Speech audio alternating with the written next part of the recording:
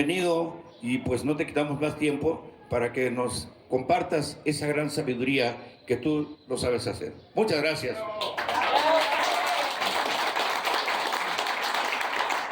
Muchas flores, pero no se trata de eso. Voy a pararme para dar la charla. ¿Por qué? La primera pregunta que se puede hacer cualquier ciudadano es ¿por qué hoy, este día, es tan importante para Cuautla? La mayoría de los ciudadanos de hoy no lo sabe. La gran importancia de este día en nuestra historia.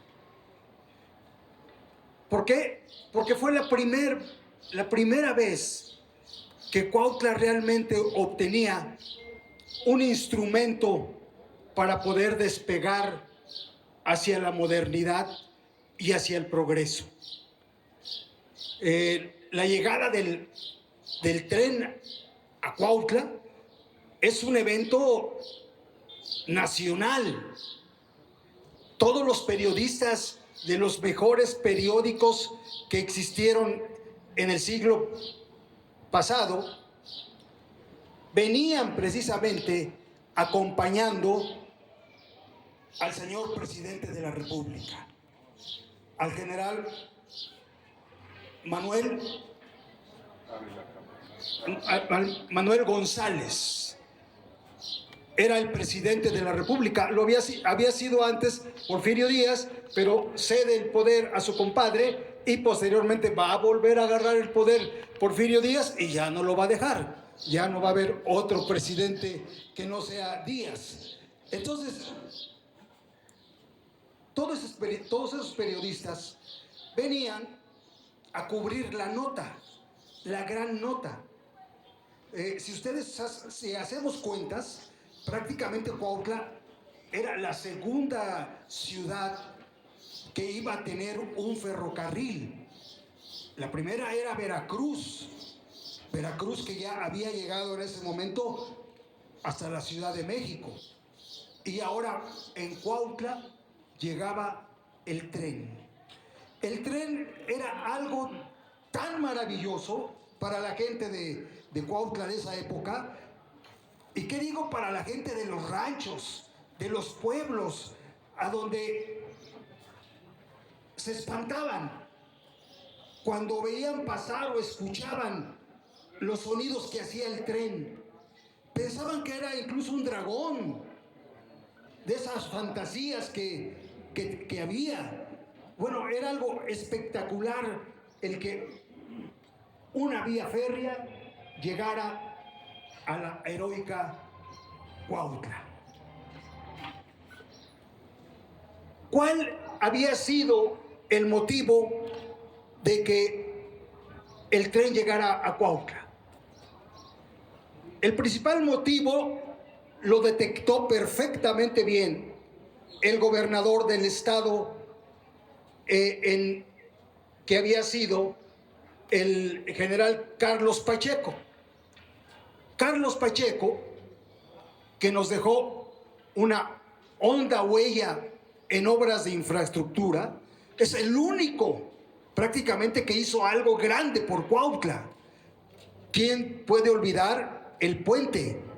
El puente que une lo que era en esa época San José y el camino que llega hasta Oaxaca. Ese puente, él fue el que ideó precisamente el que se construyera ahí. Lógicamente que ese puente prácticamente ya no existe, pero existe toda la traza a donde fue puesta el nuevo, moderno puente que tenemos aquí en Cuautla. Entonces, Carlos Pacheco, por supuesto que él no mandó a hacer, como dicen, el Teatro Carlos Pacheco. Ya no era gobernador en 1889 cuando se echó a andar el Teatro Carlos Pacheco. Pero el reconocimiento era tanto por parte de los hacendados, ojo, los hacendados fueron prácticamente los que hicieron su teatro. Su teatro fue construido ahí donde está el Cine Narciso, hoy Teatro de la Ciudad. ahí hicieron su teatro. Y digo su teatro porque cada uno de los hacendados de aquí, de la región de las Amilpas, 9 hacendados, tenía su palco personal. Así como en el Estadio Azteca hay palcos personales, pues en esa época ellos tenían su palco personal, alfombrado, con linternas, con servicio, con todo. Era su teatro. Y lógicamente que daba cabida al pueblo. Era también para el pueblo. Pero desgraciadamente en Cuautla no había una sociedad que tuviera el gusto, por ejemplo, por el teatro, por la zarzuela, por la música clásica, por las grandes obras que traían los hacendados desde la Ciudad de México. Entonces, pero se fue convirtiendo poco a poco en un lugar en el que la gente poco a poco fue llegando al Teatro Carlos Pacheco. Los hacendados son precisamente los que llevaron a cabo esa obra. ¿Por qué hago esta mención de Carlos Pacheco y los hacendados? Porque Carlos Pacheco, como gobernador, se dio cuenta la gran necesidad que tenían los hacendados de tener un medio de transporte que sacaran rápido su producto, sus productos que se estaban dando en las haciendas. Y esto era precisamente el objetivo de Carlos Pacheco. Se juntó con los hacendados, les propuso el proyecto y aceptaron. Aceptaron también porque, hay que decirlo, los hacendados no iban a invertir en algo que no les trajera beneficio. El gobierno federal les pagaba a los que eran accionistas, que eran todos los hacendados, les pagaba por kilómetro construido.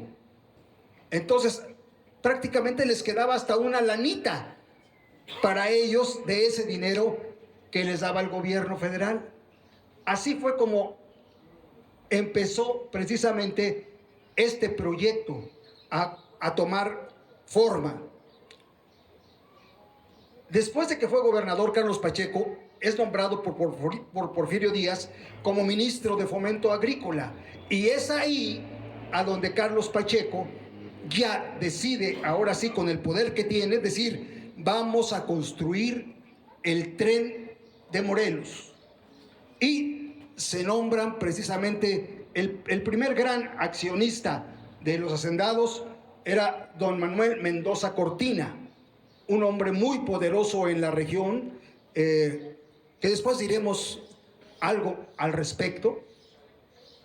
Y él es el patrono.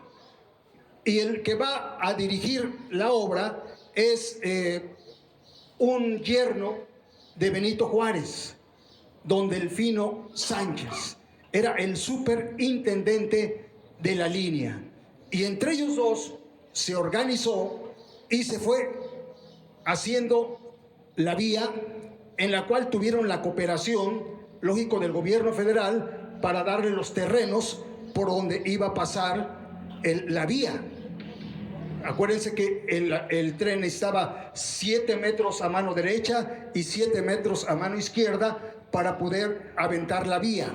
Entonces, el gobierno federal se encargó de proveerlos con los terrenos que se iban a utilizar para la vía. Los hacendados eran los beneficiarios primeros de todo esto. ¿Por qué? Porque así la caña de azúcar, el azúcar y todos sus productos, el alcohol, el aguardiente y todo lo demás, podían llegar rápidamente al mercado de consumo más importante de toda la República, que era la Ciudad de México.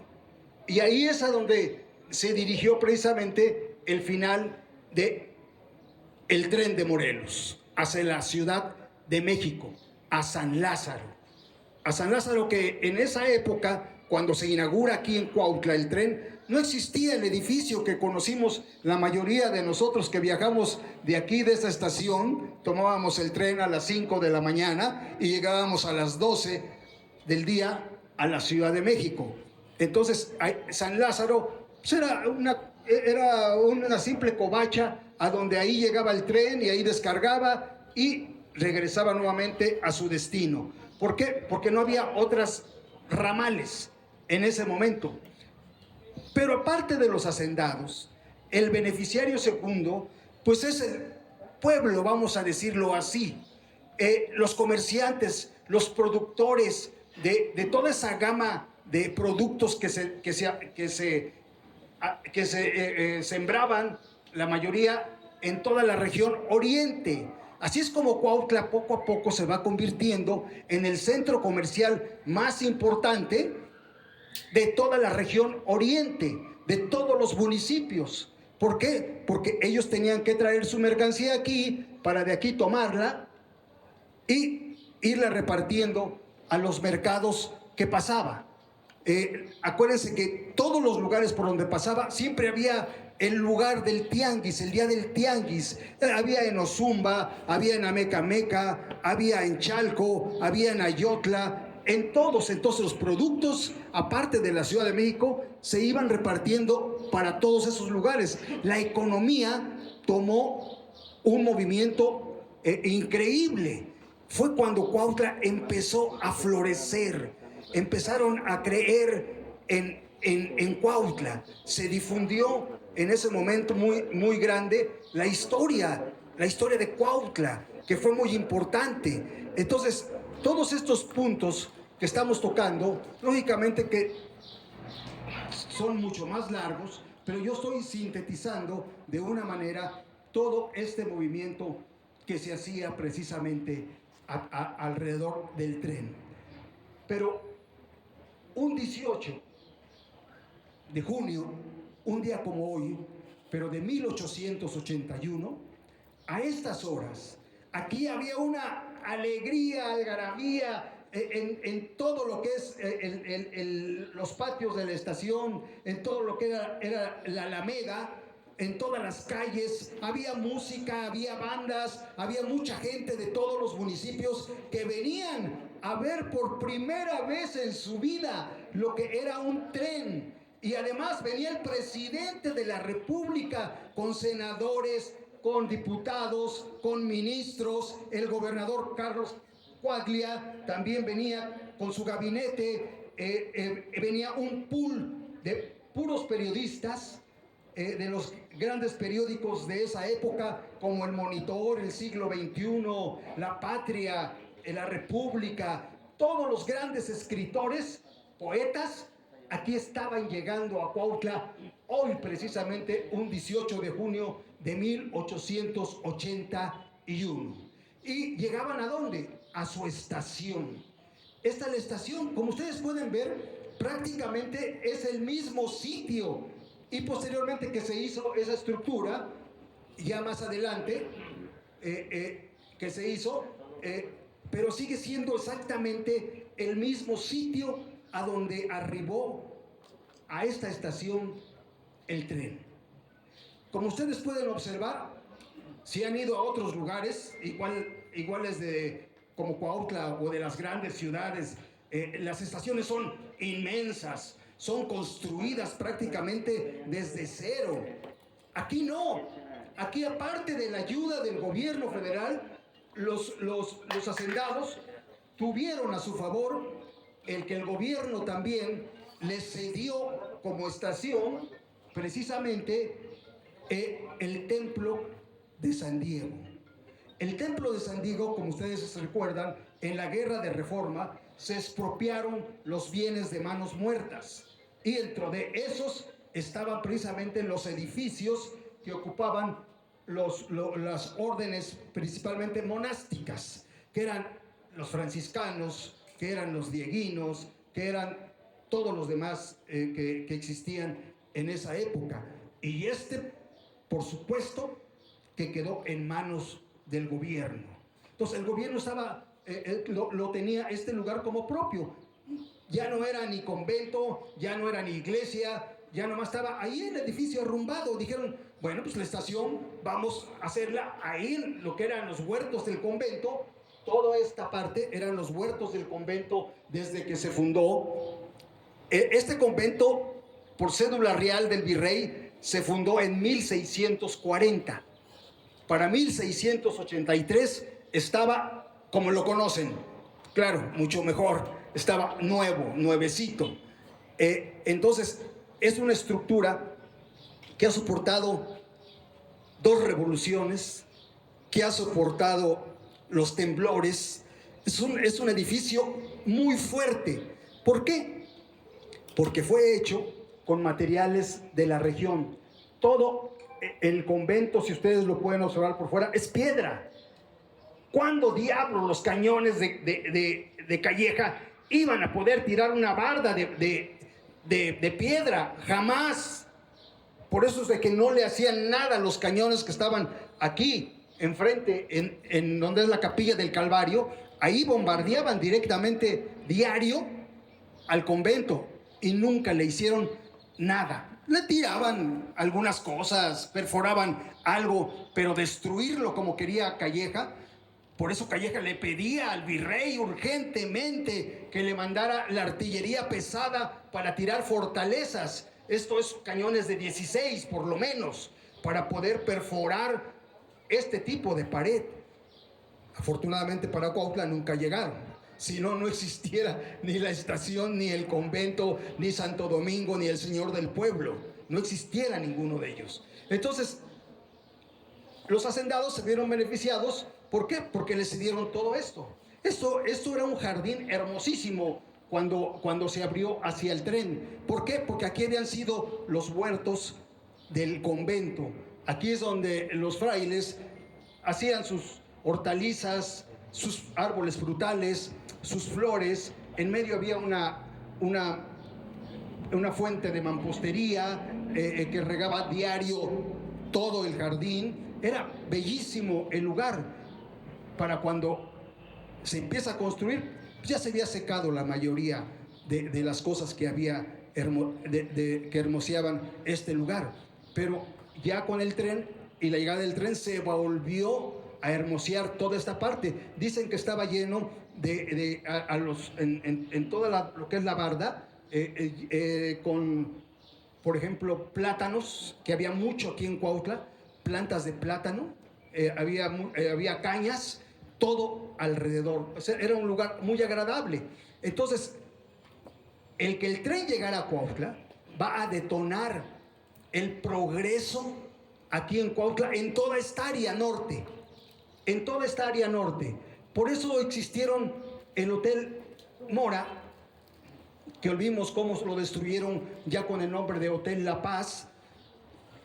El Hotel San Diego, que era bellísimo, su jardín era bellísimo según las crónicas. Aquí mismo, en lo que era la estación, aquí adentro había un restaurante con menú francés. Y igual San Diego tenía menú francés. Nos preguntamos por qué. Porque toda la gente que venía a pasear a Cuautla era de la Ciudad de México. Y en la Ciudad de México ahora venían los ricos, los que iban a los menús franceses, que era la moda. En ese momento, en el Porfiriato, la moda era lo francés. Ustedes ven los edificios de allá de la Ciudad de México, tipo afrancesamiento. Esto simplemente, estas estructuras son afrancesadas. Todo era francés. ¿Por qué? Porque la legitimación del poder de Díaz estaba basada precisamente en una filosofía positivista. Y el positivismo, como filosofía, venía de Francia. Entonces él incluso se sentía un francés. Por eso se polveaba y ven, aparece ese indio de allá de Oaxaca, ahora parece un francés, con todo pintado y todo lo que se hacía para parecer francés. Entonces, aquí en Cuautla, toda esta parte norte se convirtió en el lugar por excelencia para toda la gente que venía a vacacionar aquí a Cuautla. También empezó a tomar auge en ese momento Agua de Onda, que era una simple poza, pero vieron que la gente iba mucho, la gente que venía iba mucho a Agua de Onda, al Almeal. Entonces muchos lugares empezaron a surgir y Cuautla se volvió famosa. en la Ciudad de México. ¿Por qué? Por el clima. El clima es lo que atraía a mucha gente grande, de la tercera edad, digámoslo ahora, para venirse a tomar unos baños termales en Agua de Onda, principalmente, y comer un menú francés. O sea, tenían todo aquí en este lugar. Arriba, lo que era el convento, se convirtió en hotel. Todo esto duró desde ese 1881 hasta 1911, en que Zapata sitia Cuautla y prácticamente es destruido lo que es el convento, lo que es lo más hermoso que había, el hotel y el restaurante, son destruidos, son quemados. La misma nave mayor también fue incendiada porque era bodega del ferrocarril. Entonces, hasta ese año duró la magnificencia de la estación. Entonces, eso es muy importante para nosotros como cuautlenses, el por qué a veces le lloramos mucho a la ya no existencia del Hotel San Diego, del Hotel Mora, de todos los mesones que había alrededor aquí de la estación. Eran mesones, ahora son casas, otros ya fueron destruidos. Ahí en Oviedo hay una casona que guarda exactamente los rasgos del mesón, del clásico mesón, ahí donde vivía Cuco, Juan, Sergio. Ahí esa vecindad está idéntica a como era un mesón aquí en Cuautla. Pero todo alrededor había mesones, eran los hoteles para los comerciantes que venían de fuera, traían su mercancía, alquilaban su cuarto y ahí dormían y ahí guardaban su comercio para cuando llegaba el tren, vámonos para arriba. Entonces, eso es la importancia de un día como hoy, pero de 1881. Eso es lo que va a traer a Cuautla. La va a sacar de una monotonía que tenía siglos en la que vivía la gente. Entonces, llega como a las 12 del día el tren, aquí exactamente.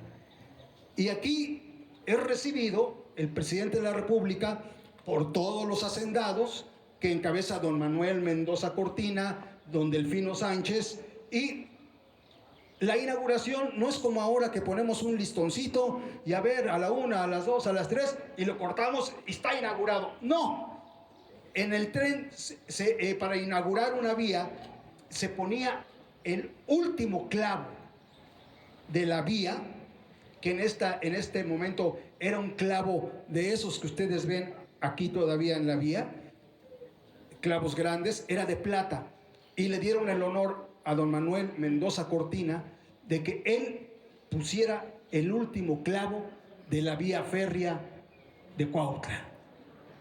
Y ahí es en el momento en que sonaron las campanas, la banda militar que venía con el presidente no cesaba de tocar las marchas, los músicos de Cuautla con su orquesta también tocaban, los vivas, la gente alborotada por estar viendo, se amolinaba la gente para ver lo que era una máquina, el vapor, los silbidos y todo, era algo como si ahorita fuéramos a la NASA y viéramos cómo va a salir un cohete para la luna. O sea, así de maravilloso era para esa gente que nunca lo había vivido. Entonces, he recibido el señor presidente de la República y de ahí pasan precisamente en la puerta que es la entrada al museo, que está aquí a un lado. Entonces ahí entran y el banquete se iba a dar en lo que hoy conocemos como la nave mayor de la iglesia. Ahí se tendieron 300 sillas en forma de herradura y en el presbítero estaba precisamente la mesa más importante, donde iba a estar el presidente de la República, junto con los senadores, diputados, ministros, embajadores. Venían embajadores de Guatemala, venían embajadores de Colombia, venían varios embajadores a ver, porque esta era una noticia a nivel de Centroamérica, pues olvídense, el tren llegará muy tarde después a Centroamérica, y es en Guatemala. Y en Guatemala vio el ministro cómo entró la máquina y cómo supo de lo que era el tren. Aquí, en ese lugar, es recibido, y el discurso oficial lo da precisamente el superintendente, que era don Delfino Sánchez. Le da la bienvenida al presidente de la República y, bueno, pues, a servir el banquete. Lógico, era un banquete con menú francés, hecho por el mejor chef de la Ciudad de México, el señor Fulchieri. Entonces, todo era elegante en ese momento. Toda la nave mayor estaba llena adornada, de flores de la región, de hojas de plátano, de hojas de caña, de todo eso que se está produciendo. Entonces, empezaron los discursos y hablaron prácticamente desde el presidente de la República, el gobernador, senadores, diputados, varios invitados, y de repente por ahí se escuchó una voz que dice: que hable Ignacio Manuel Altamirano. Ah, caray. Perdón. Ah, caray. O sea, mucha gente se preguntó: ¿cómo? ¿Viene don Ignacio Altamirano aquí en el pool de periodistas? Sí, está don Ignacio, él va a cubrir la fuente del siglo XXI. Y a él le pedimos que nos dé unas palabras. Y él, pues lógico, no venía preparado para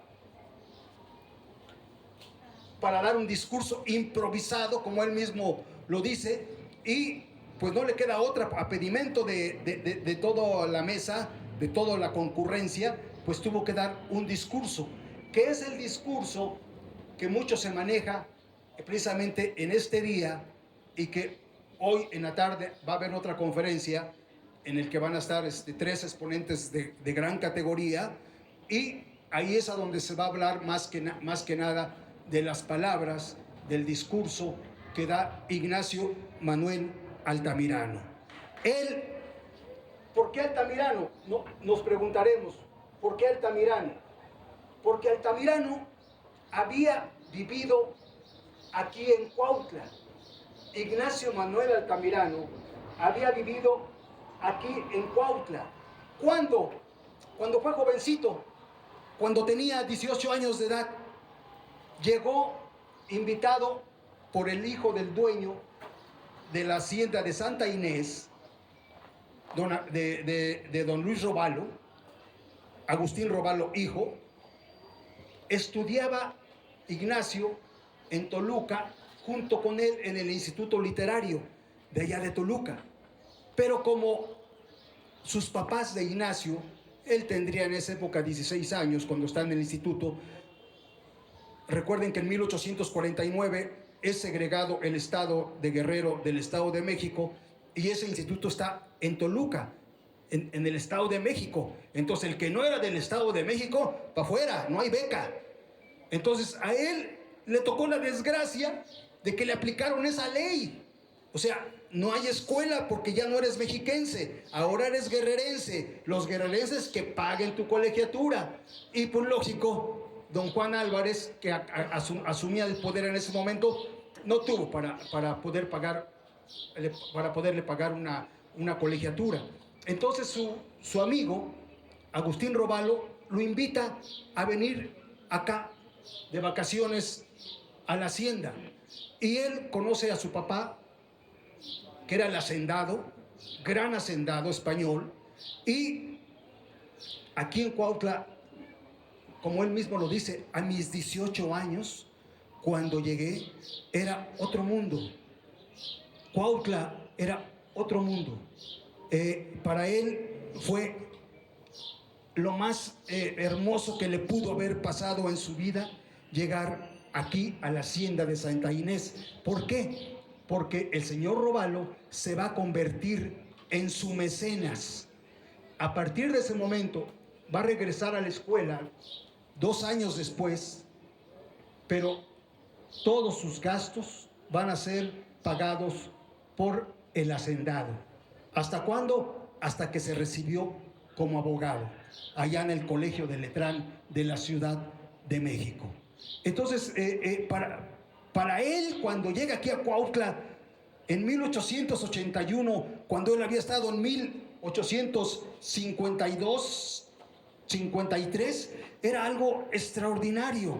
O sea, regresaba a un lugar a donde él había dejado recuerdos imborrables, tan imborrables que sus primeras poesías de él como poeta están dedicadas a su novia muerta aquí en Cuautla.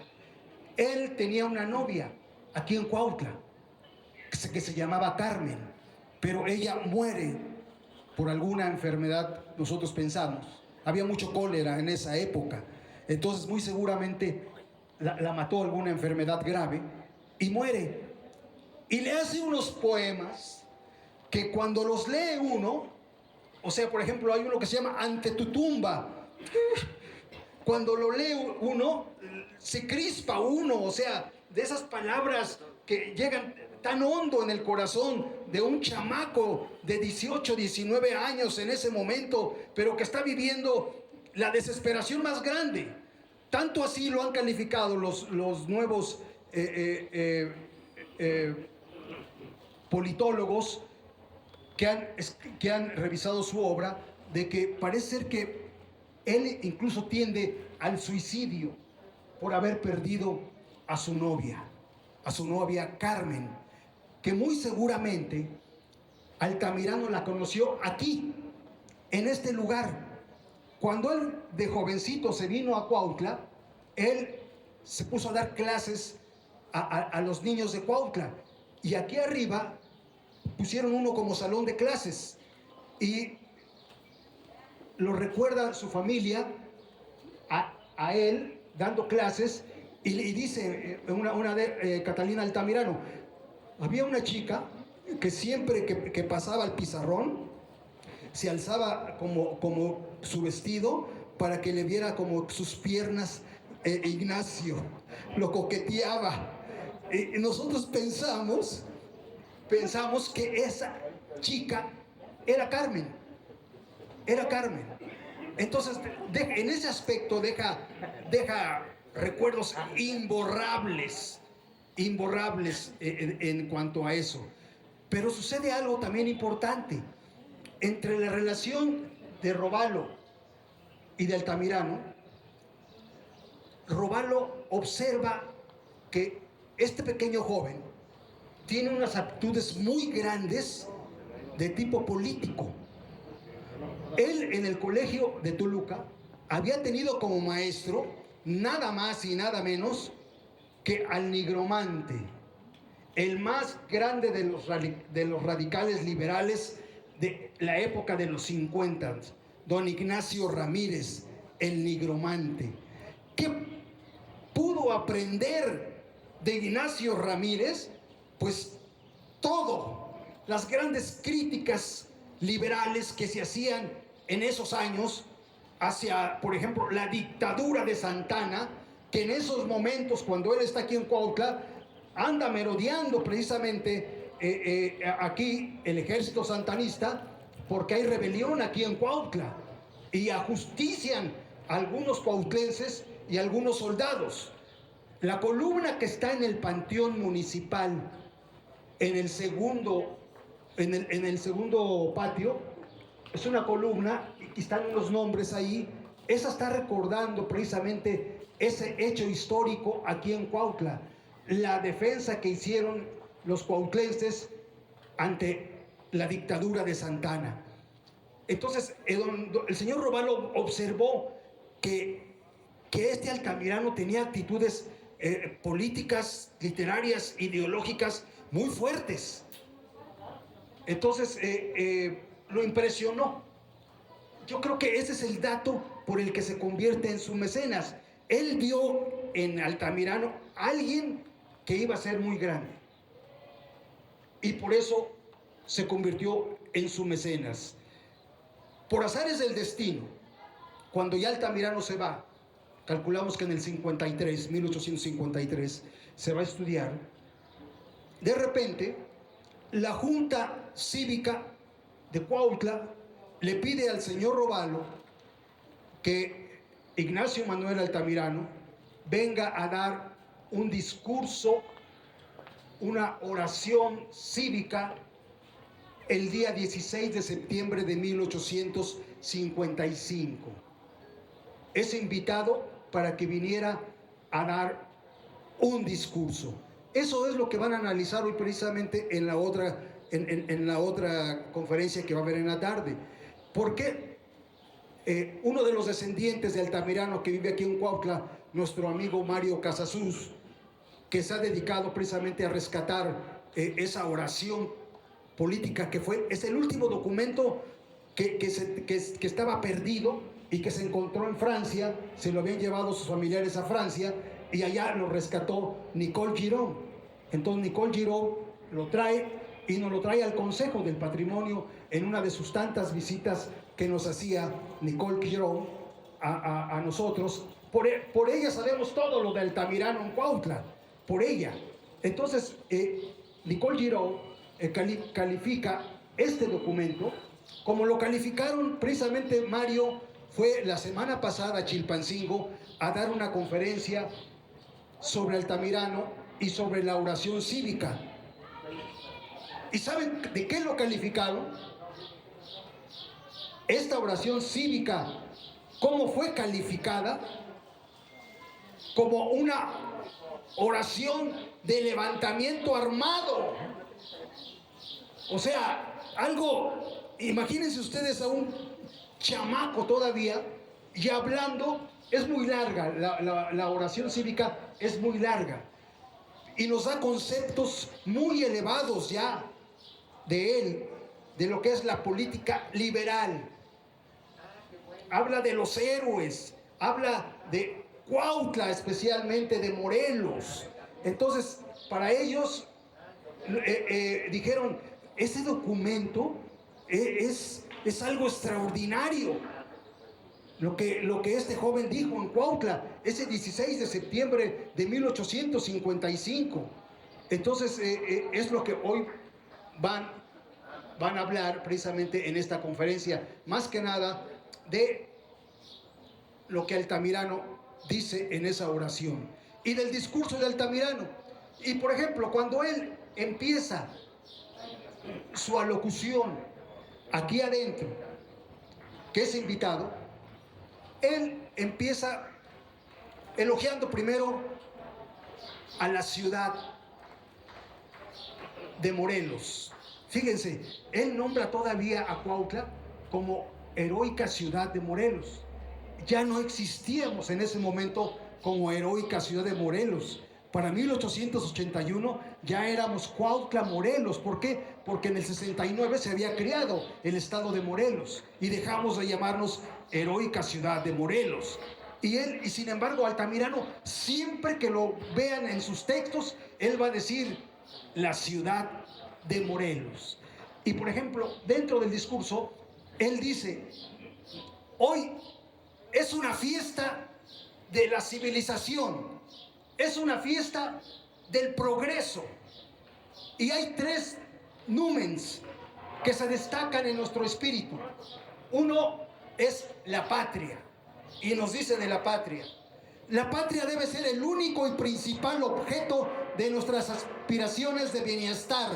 Sin ella sería inútil, sería peligroso, sería triste y desconsolador hasta el porvenir que pudiera ofrecernos el progreso material. Sin la patria, los ferrocarriles, el telégrafo, todos los adelantos se convertirían en otras tantas cadenas de esclavitud. La patria es el numen que nos protege. Por eso, cuando se solemniza la inauguración de una gran mejora y se siente difundir en torno a esto el aliento de la patria, se respira la patria. En la patria va el aire de la felicidad y se piensa en la patria como el numen que nos protege. El numen es como el Dios que nos protege. Este concepto es el que Altamirano está dando aquí adentro, pero lo está haciendo de una manera espontánea, no llevaba nada escrito. Este discurso va a aparecer el martes de ese 1881, junio, en la Ciudad de México, recordando él todo lo que había dicho. Y además,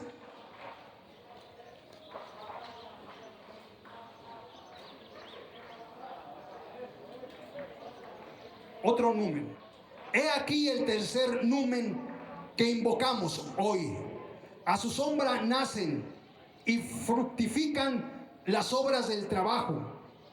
Ella ha sido el ideal de los patriotas, valientes hijos de esta ciudad para obtenerlos, que también se apresuran a levantarse en armas contra el poder tiránico de Santana en favor de la reforma, lo que yo les comentaba hace un momento. Entonces, estos conceptos son los que está vertiendo Ignacio Manuel Altamirano en ese famoso discurso. Entonces, Altamirano también, dentro de su discurso, hace algunas críticas muy interesantes. Por ejemplo, dice, de los 300 comensales, hubo una parte, entre ellos nosotros los periodistas, que no alcanzamos un pequeño trozo de bacalao o de filete o de vino blanco francés. Fulgieri no tuvo la oportunidad de conocer los ricos bagres que hay en Xochitengo o la sabrosísima cecina de Yecapistla, que hubiera sido para el paladar de todos los que estamos aquí algo nuevo y extraordinario, porque estamos acostumbrados nosotros al menú francés. Y Altamirano, dentro de esas críticas que está haciendo precisamente en ese discurso, alaba mucho a Cuautla. Para él, Cuautla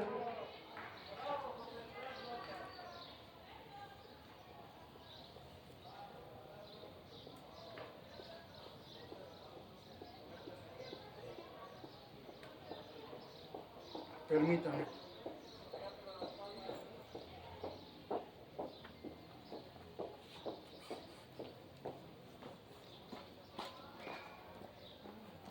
Para él, Cuautla es el ejemplo para toda la patria por lo que pasó aquí. Él trata de explicarles a todos los comensales lo que vivió Cuautla durante su sitio. Esos 73 días de espantosa guerra que tuvimos aquí en Cuautla. Por eso él dice que nos hacemos merecedores de obtener algo tan preciado como era el tren que estaba llegando. Entonces, él dejó una deuda para Cuautla, que incluso lo dice en su discurso. Yo posteriormente haré un relato de lo que fue esa gran epopeya que hizo en Cuautla José María Morelos y Pavón. Y esa es la deuda que nos dejó. ¿Por qué? Porque nunca nos la escribió. Él era tan famoso en esa época que está encargado precisamente en esos momentos de hacer sus famosas novelas como El Zarco, como Navidad en las Montañas, las grandes obras literarias, y además en la Ciudad de México luchando por la educación. Él es el forjador de la educación normal en México. La escuela normal surgió a raíz de su lucha que hizo en que existiera una escuela normal en México. Entonces tiene una actividad tan grande ese indio tixtleco que fue muy pobre, no tuvo casa propia. A él lo que lo salvó la vida, lo que le salva la vida, es de que de sus 4 hijas que tenía, no eran de él tampoco. Él se había casado con la señora Catalina cuando ya tenía 4 hijas. Y sin embargo, él, con su trabajo, mantuvo a su familia.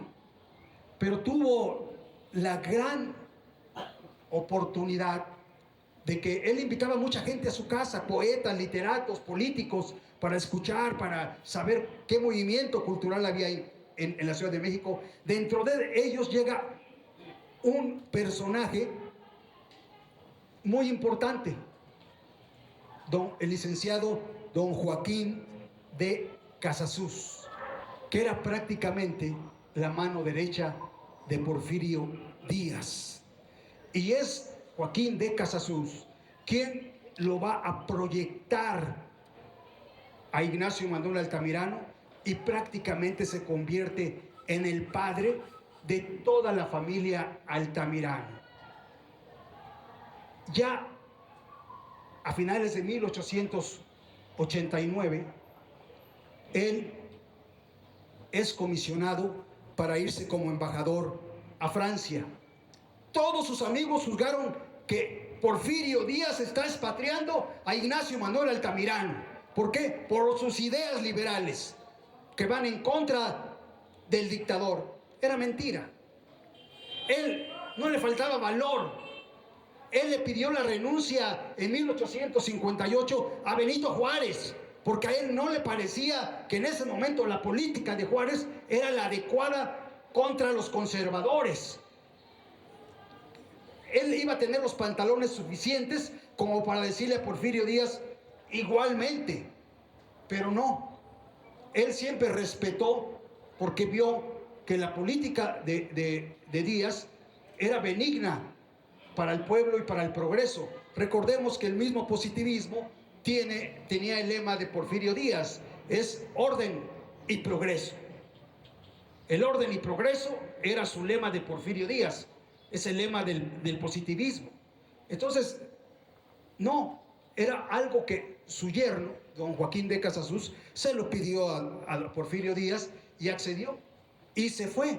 Es allá cuando muchos, hay la anécdota de que cuando él llega a una gran conferencia europea que había, y llega él y todo el mundo como que decía, ¿y este indito de dónde salió?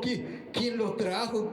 ¿Quién lo invitó? O sea, lo veían, pues no era blanco, él era un indio tistleco, era feo, Altamirano era feo, no era guapo. Entonces, ¿quién invitó a este personaje? Entonces, cuando le toca subir a la tribuna, lo primero que les dice, ¿en qué idioma quieren que les hable? ¡Wow! Se quedaron, ¿qué? O sea, este indio habla inglés, francés, latín. O sea, era algo extraordinario.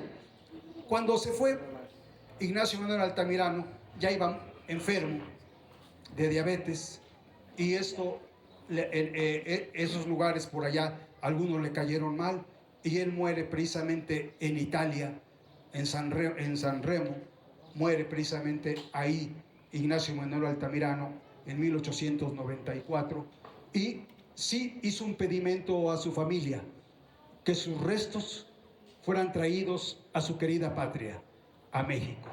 Y aquí están sus restos precisamente en la Ciudad de México, resguardado precisamente como de los hombres y mujeres ilustres de México.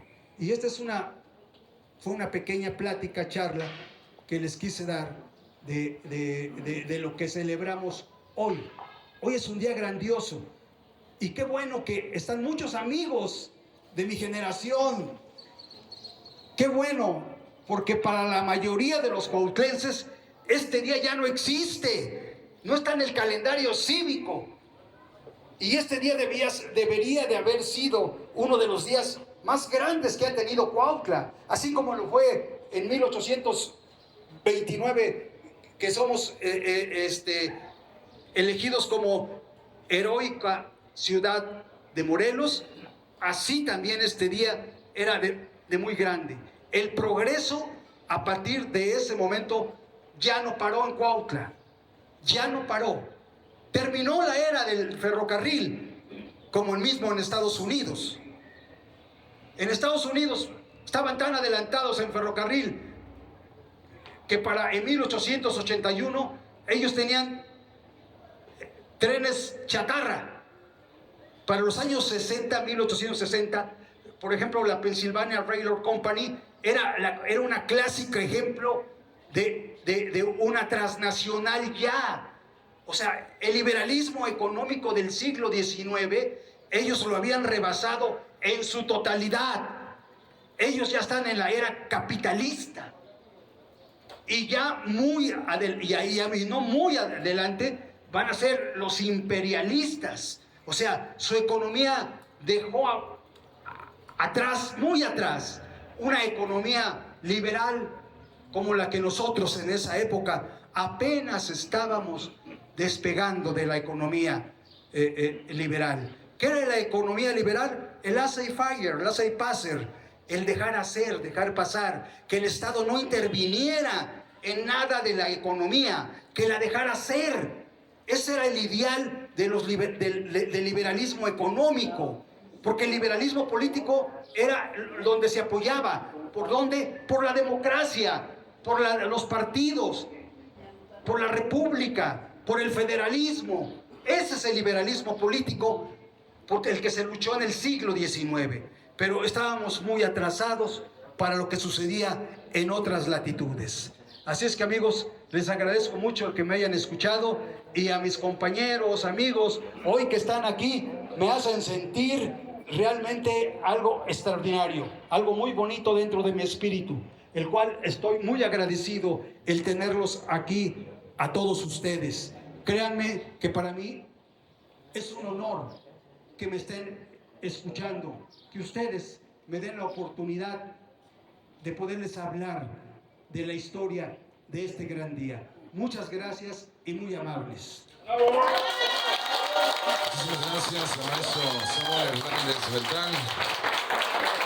Y ahí está el aplauso de muchas personas del team para agradecer esta participación. Es como subirse a la máquina del tiempo.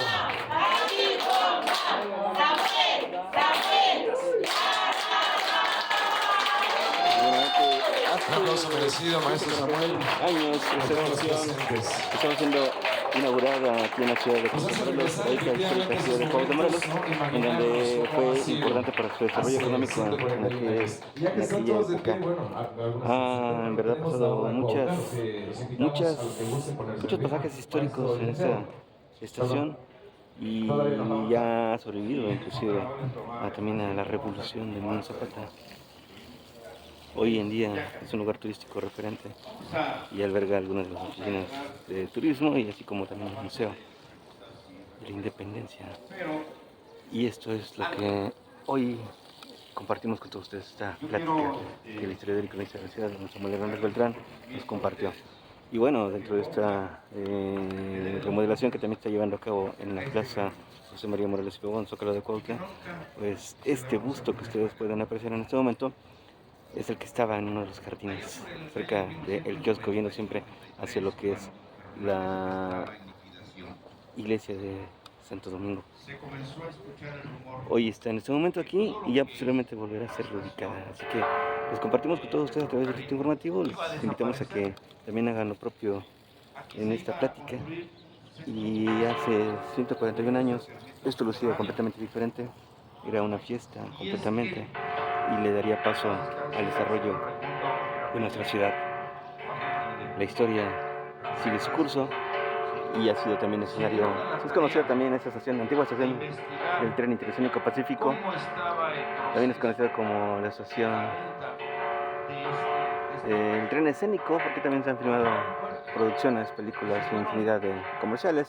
Ahí tenemos el Museo Vivencial, donde está albergada la máquina de vapor 279, y que todavía sigue siendo un referente. También apareció en un billete de 100 pesos conmemorativo, también en el año de 2010, y hoy en día pues sigue todavía vigente.